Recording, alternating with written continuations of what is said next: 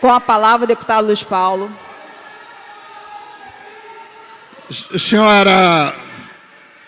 Senhora presidente, senhores Luiz Paulo, um momento. Olha só, eu já tinha dado o expediente final e o Serafini que chegou e pegou o microfone e começou a falar. Então, o Serafini não podia ter falado. Com a palavra, o deputado Luiz Paulo, no expediente final. Senhora presidente, senhores deputados ainda presentes em plenário, eu queria comunicar a vossas excelências que hoje tem uma notícia nos jornais muito mais importantes que as nossas vãs ideologias. Ontem, no expediente inicial, às 14 horas, fiz aqui uma dura crítica ao relator da CCJ no Senado Federal, senador Cid Gomes, que tinha dado um parecer na CCJ sobre a distribuição, sobre a emenda constitucional para fazer a distribuição do excedente de petróleo e gás da bacia de Santos, nas costas do Brasil, que monta em 100 bilhões de reais. E no parecer do mesmo, ele queria que o Estado do Rio de Janeiro ficasse com minguados 360 milhões de reais. E não vi aqui o ímpeto da maioria dos deputados para defender o Estado do Rio de Janeiro, as forças civis, militares e policiais tão importantes para o nosso Estado do Rio de Janeiro.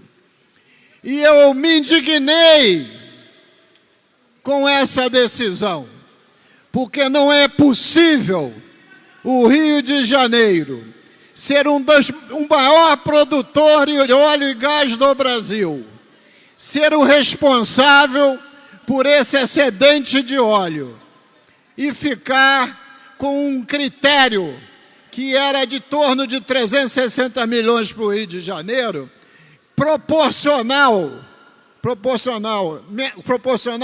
igual à distribuição que se faz do FPE, isto é, inversamente proporcional à arrecadação. E no final do dia, à tarde, a bancada do Rio de Janeiro no Senado, deputado Gualberto, composta dos 3 senadores do Rio de Janeiro, Harold de Oliveira, Flávio Bolsonaro e Romário, sob a coordenação do presidente do Senado e do presidente da Câmara Federal, Rodrigo Maia. E estou falando de pessoas, algumas que eu não tenho nenhuma afinidade ideológica, conseguiram dar uma volta na decisão do relator da CCJ para que o Rio de Janeiro pudesse receber 2,5 bilhões de reais, dos quais aproximadamente 336 milhões irão ser distribuídos para os municípios. Isso é uma grande vitória perante o que nos queriam impingir.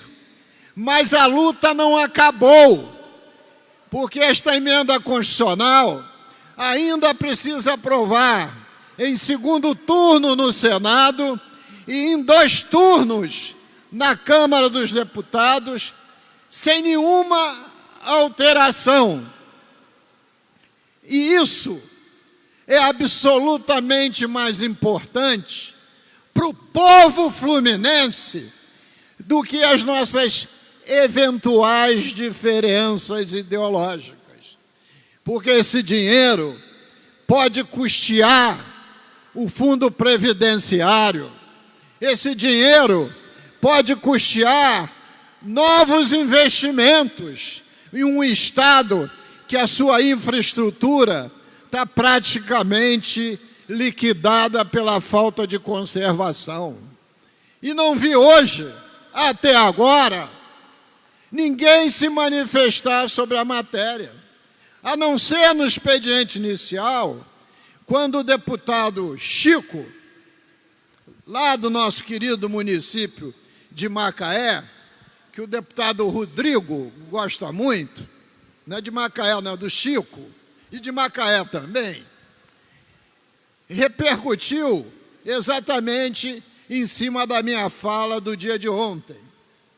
E eu estou trazendo isso à pauta porque, muitas vezes, a gente se perde no supérfluo e esquece da questão central. Não vou usar aqui meu tempo para discutir nenhuma medalha. Nenhuma medalha.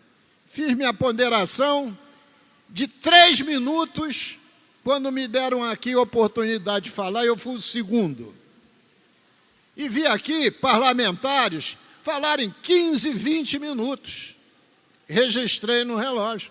E Vossa Excelência foi condescendente, porque declaração de voto é de 3 minutos. Aqui no expediente final são 10. Declaração de voto é de 3 minutos. Porque se cada um dos 69 deputados usarem no mínimo 10 minutos, a gente vai varar a noite declarando o voto para meia dúzia de pessoas que estão aqui aplaudindo um ou vaiando o outro. Então é necessário que a gente faça esse registro. E ainda mais, acordo de votação em plenário, por mais que eu possa discordar, faz parte do jogo parlamentar. Eu não vejo, mesmo eu sendo derrotado, onde tem erro nisso. Os líderes da bancada acordam, vou registrar meu voto contrário, mas não vou pedir verificação de votação. É do jogo democrático. Como é do jogo democrático, as bancadas que são contra um determinado projeto e vão verificar que vão perder, se retirarem, como ontem, para tentar derrubar o quórum. E quando tem registrado 36 votos, voltam e registram seus votos. Porque essa é uma especificidade do regimento interno da Alerj. Se fosse na Câmara Federal, ninguém precisava sair de plenário. O líder chegava e dizia assim: o partido X está em obstrução. E nenhum deputado votava e não precisava sair de plenário. São diferenças regimentais. Então é necessário que a gente entenda isso. Agora mesmo, o deputado Gualberto, e isso aconteceu já na semana passada, apresentou projeto de lei sobre a venda de armas em prestações ao preço de compra aos senhores policiais da Polícia Civil aqui presente. Na primeira votação, eu tinha divergências não sobre o tema, mas de como o tema estava sendo exposto. E a gente superou para que a matéria prosseguisse. No dia de hoje, eu chamei o deputado Gualberto e disse o seguinte: tem que ser arma curta, arma de fogo curta, não pode ser arma de fogo longa. Evidente que todo militar, todo policial civil sabe disso, Mas explicitar não é demais. Ele acordou, fizemos um acordo, o presidente chamou a Comissão de Minas Comissão de Defesa Civil, que deu um parecer, incluindo essa emenda, e 2 emendas do PSOL, que ele também acordou, e foi o parecerista, o deputado de Campos dos Goytacazes,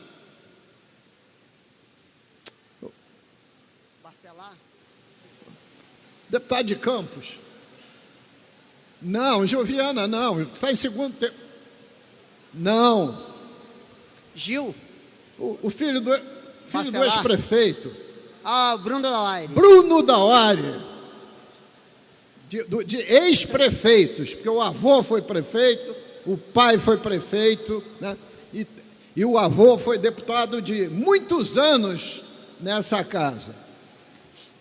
E, evidentemente, a mensagem foi aprovada. Isto é um acordo de plenário, que não tem nenhuma outra conotação. Não quer dizer que na votação seguinte o deputado Gualberto não emende o meu projeto, não discorde ideologicamente de mim, eu dele, porque é um acordo pontual. É do jogo democrático, porque esta é uma casa de 70 deputados e não tem ninguém que tenha vitória solitariamente. E estou dizendo isso porque não precisa a gente ficar explicitando, porque a gente tem a discordância ideológica, que a gente não possa ter concordância em muitas outras questões. Eu falei isso. Dou a parte a Vossa Excelência. Vou dar uma parte aos dois. O microfone. E vou concluir. Deputado Luiz Paulo, Vossa Excelência é um ícone dessa casa e que pese muitas vezes possamos ter alguma discordância do campo ideológico, Vossa Excelência sempre contribui muito para o debate, sobretudo no que tange ao aspecto técnico. Óbvio que toda possibilidade que um parlamentar tem de emendar um projeto, ou efetivamente até compor numa determinada votação, de retirar, depois emendar numa próxima, faz parte do processo legislativo. A nossa crítica é pontual ao hábito que o PSOL vinha cometendo de fazer emendas supressivas a esmo. Qualquer projeto apresentado pelo PSL, o PSOL apresentava emenda supressiva número 1, retira o artigo 1º, emenda supressiva número 2. E isso não é discussão, isso não é emenda, isso não é proposição. Isso é uma retaliação e, ao meu ver, uma canalice legislativa. É só esse ponto de crítica. No mais, a possibilidade de emendar, de discutir, de verificar a pauta, de fazer acordo é legítimo. O que não pode fazer é destruir a essência de um projeto. É simplesmente essa crítica, senhor deputado. Pois não. Deputado Gualberto, para mim poder encerrar. Deputado Luiz Paulo, muito obrigado pela parte, mas, por enquanto, ficando circunscrito ao que o senhor já disse, o acordo que Vossa Excelência chamou a atenção foi ótimo, isso acontece, tá? Mas não foi aquilo que o deputado disse, e que eu, no meu direito de resposta, irei tratar, que na verdade ele vai além, ele extrapola as suas competências, vira vidente, né? Um vidente. Eu não dou esse direito a ele, que o único vidente aqui sou eu, que eu sou chamado de astrólogo, pai de santo, etc. Então não dou essa prerrogativa. Vai além, né? E diz que houve um acordo da bancada do PSL. Bancada são 12 aqui do PSL. Nesse momento, ele sai da sua particularidade e invade a minha esfera pessoal particular, porque eu não fiz acordo com ninguém, não nesse nível. E se tivesse feito, teria que ser homem para falar fiz. Mas não foi o caso. Então, depois eu complemento, mas é isso que eu quero chamar a atenção. Okay. Uma coisa é o que o senhor disse, outra coisa diferente é o que ele afirmou. Deputado Flávio. Deputado Luiz Paulo, me dá só 30 segundos. Acho que Vossa Excelência tratou um elemento importante, que essa é uma casa política, e nessa casa política se conversa, se fecham acordos. Chamei a atenção para um acordo que foi fechado hoje entre a bancada do PSL e o presidente da Casa para permitir a aprovação da medalha. Tanto esse acordo houve que Vossa Excelência, por 3 vezes, preocupado com o ambiente aqui na Casa, destacou para o presidente da Casa a sua preocupação com relação a que essa votação poderia derrubar o quórum. E o presidente falou 3 vezes aí da presidência: fica tranquilo que vai ser aprovado, fica tranquilo que vai ser aprovado. O deputado Gualberto, ele pode até não ter ficado sabendo que houve um entendimento, mas houve um entendimento entre a bancada do PSL. Eu vou colocar na internet, o pessoal que tem vindo aqui apoiar a bancada do PSL, eu vou colocar na internet as vezes em que o deputado Luiz Paulo, preocupado com a pauta, falou que essa votação poderia terminar em divergência, e o presidente da Casa, André Siciliano, falou: fica tranquilo que não vai ter problema. Não vai ter problema por quê? Porque o presidente é vidente? Não fica tranquilo porque o presidente, que era autor da medalha, já tinha conversado com a bancada do PSL, e a bancada do PSL está de parabéns por ter dialogado hoje e permitido a aprovação da medalha para o jornalista Glenn. Parabéns, deputado Rodrigo Amorim, por ter fechado esse acordo. Senhora presidente, queria encerrar dizendo que o deputado André Siciliano, e eu chamei sua atenção, presidiu até a declaração de voto e botou a Vossa Excelência sentada nessa fogueira. Uma estreia difícil para Vossa Excelência conduzir um debate tão caloroso e extremado. Mas, concluindo, senhora presidente, entre mortos e feridos escaparam todos. E queria pedir ao deputado Márcio Gualberto, que tão brilhantemente expõe o crucifixo com Jesus estampado e na sua lapela à esquerda a imagem de Nossa Senhora Aparecida, para que ele, na paz que Jesus Cristo e Nossa Senhora inspire, apazigue os ânimos e leve esse ambiente de paz aos corações de direitistas, esquerdistas, de centristas e todas as outras denominações. Muito obrigado, senhora presidente.